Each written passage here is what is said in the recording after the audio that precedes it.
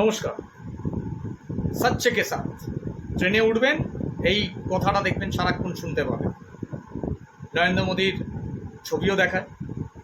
দুদিন আগে অনুরাগ ঠাকুর বিজেপি সাংসদ, কবে লোকসভা নির্বাচন 2024 হয়ে গেছে, এতদিন পরে ওনার ঘুম ভাঙল। ঘুম ভেঙে সঙ্গে সঙ্গে বলতে শুরু করে দিন যে অভিষেক ব্যানার্জি আমাদের ডায়মন্ড হারবারে এবং রাহুল গান্ধী তার লোকসভা কেন্দ্রে ভুয়ো ভোটারের দ্বারা জিতেছে। বিরোধীরা তো এতদিন সেই কথাই বলছে যে ভারতবর্ষের যে সরকারগুলো তৈরি হয়েছে বিজেপির 2019, 2024 জাতীয় নির্বাচন কমিশনের হাত ধরেই হয়েছে, জালিয়াতি করে হয়েছে। এটাই তো বলছিল। আপনি আজকে শিলমোহর দিলেন, কিন্তু আপনি সততার সাথে সাচ্চেকের সাথে বলতে পারলেন না যে আরও 3টে রাজ্য আছে যেখানে আপনারা রাজত্ব করছেন রাজ্য সরকারে, সেখানেও তাদের সেই রাজ্যগুলো সম্বন্ধে অভিযোগ আছে, আপনি কিন্তু বলতে পারলেন না। তাই আপনার হয়েই আমাকে কথাগুলো বলতে হচ্ছে সাধারণ মানুষের। যেমন ধরুন বিহার রাজ্য, বাল্মীকিনগর তার বিধানসভা কেন্দ্র, 5,000-এর ওপর ভোটার, এপিক নাম্বার আছে। তাদের আবার কোথায় তারা ভোট দেয়, তাদের এপিক নাম্বার আর কোথায় আছে? উত্তরপ্রদেশে 2024-এর লোকসভা নির্বাচনে উত্তরপ্রদেশ থেকে তারা ভোট দিয়েছে। বিহারের লোকসভা কটা কেন্দ্র, কটা? 243টা। একটা কেন্দ্রে যদি 5,000-এর ওপর বেশি ভোটার ভুয়ো থাকে, তাহলে 243 ইন্টু 5,000 করলে কত হয়?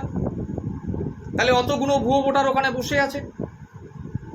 দ্বিতীয় পেজ, অভিযোগ আছে যে ওখানকার উপমুখ্যমন্ত্রী বিজয় কুমার সিনহা বিজেপি নেতা, তার 2খানা ভোটার পরিচয়পত্র আছে।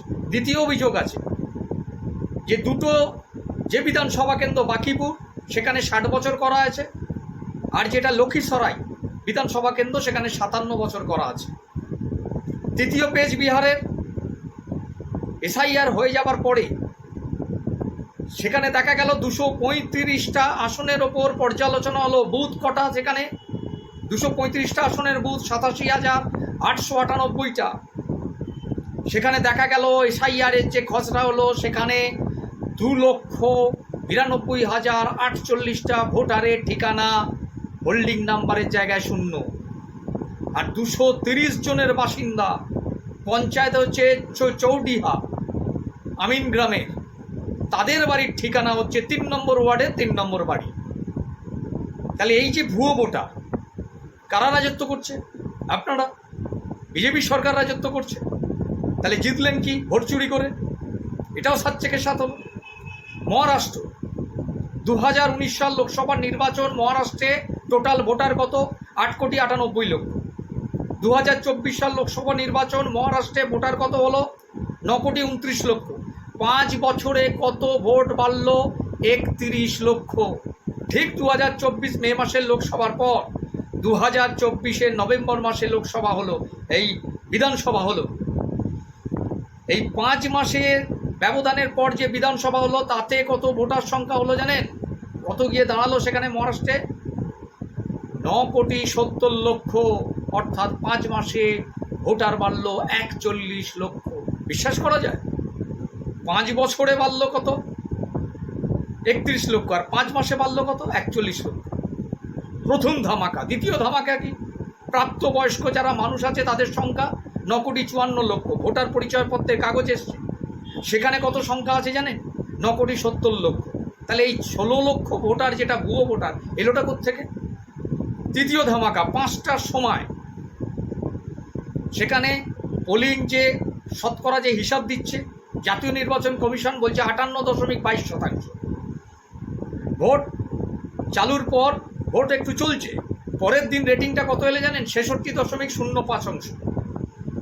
অর্থাৎ 7.83% বৃদ্ধি। স্বপ্নের বাইরে। 76 লক্ষ মানুষের সমান এই পার্সেন্টেজটা। এবং বলতে অবাক লাগে, 2024 সালে 85টা আসনের 12,000 বুথে বিজেপিরা খারাপ ফল করেছিল। এবং ওই 12,000 যে বুথ, সেখানেই জনসংখ্যাটা, সেখানেই তারা জিতেছে, সেখানেই তারা এগিয়ে গেছে। পরবর্তীকালে দেখা যাচ্ছে 12,000। নির্বাচন কমিশনকে যখন বলা হলো, বললো ওটা তরুণদের ট্রেন্ড।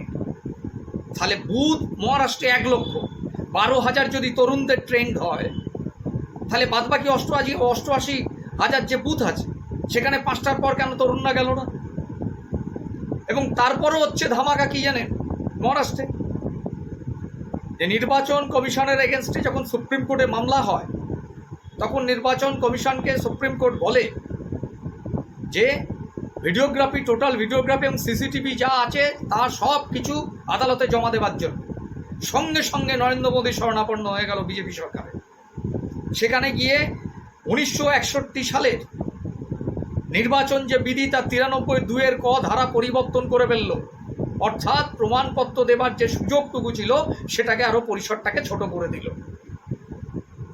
এই সাচ্চেকে সাদ মহারাষ্ট্রের এই সত্য অভিযোগটা কিন্তু বিজেপি সাংসদ অনুরাগ ঠাকুর বলেননি। একটা উদাহরণ দিলে বুঝতে পারবেন, কামঠি বলে একটা বিধানসভা কেন্দ্র আছে।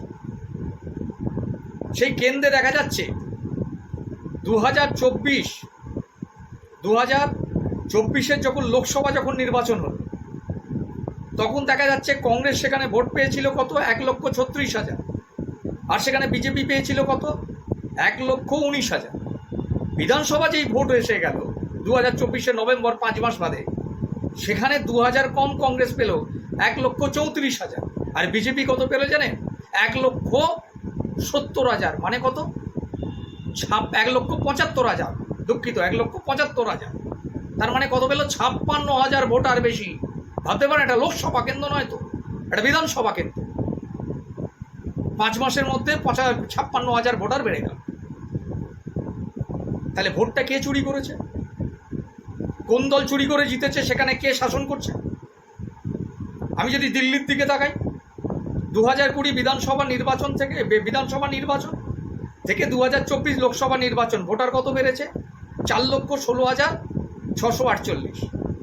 আর 2024 মে মাসে ওই বিধানসভা নির্বাচন থেকে 2025 ফেব্রুয়ারি যে বিধানসভা নির্বাচন, অর্থাৎ 2024 মে মাসের লোকসভা নির্বাচন থেকে 2025 ফেব্রুয়ারির বিধানসভা নির্বাচন, 7 মাসের ব্যবধান। লোক কত বাড়লেন জানেন, ভোটার সংখ্যা কত বাড়লো জানেন, 3,99,368। কি মগের মূল্য, মজা হচ্ছে মানুষকে নিয়ে, 145 কোটি মানুষকে নিয়ে মজা চলছে।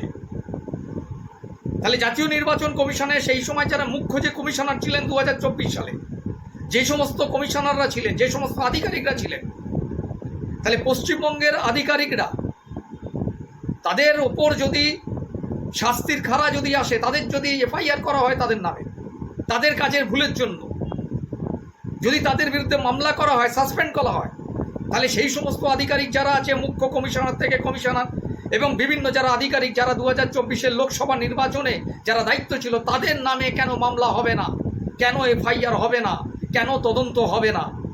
145 কোটি মানুষ এইটাই বিজেপির কাছে জানতে চাইছে, নরেন্দ্র মোদীর কাছে জানতে চাইছে। যে দম যদি থাকে, অনুরাগ ঠাকুর বিজেপি সাংসদ, আপনাকে সম্মান সহকারে বলছি, যদি দম থেকে থাকে বিজেপি, তাহলে তদন্ত করুন, তদন্ত করে মানুষকে আনুক। হ্যাঁ, আমরা ভুয়ো ভোটার, আমরা ভোট চুরি করে সব জিতেছি, এবং অন্যান্য যে সমস্ত স্টেটগুলো আছে সেখানেও ভুয়ো ভোটার আছে, যদি তদন্ত হয় সব বেরিয়ে পড়বে। বুকের পাটা থাকলে তদন্ত করান, তারপর এই সমস্ত চোথা নিয়ে বসে আপনি ওখানে টিভির পর্দায় বসবেন, সাংবাদিক সম্মেলন করবেন। 145 কোটি মানুষ রেডি হয়ে বসে আছে, তারাও চাইছে সত্যের কথা বলুন। শুধু ট্রেনে সাচ্চেকে সাথ বললে হবে, তা বললে হবে না।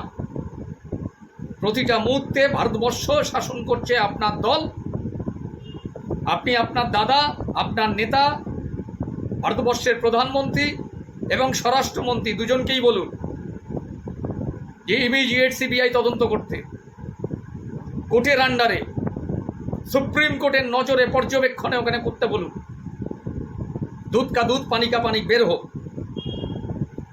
কারা ভুয়ো ভোটার, কারা ভোট চুরি করে কোথায় কে সরকার গঠন করেছে, এসআইআর এনে ভাগাভাগি করা যাবে না। সুপ্রিম কোর্ট সে কথা পরিষ্কার বলে দিয়েছে। নথি আপনাকে মেনে নিতেই হবে।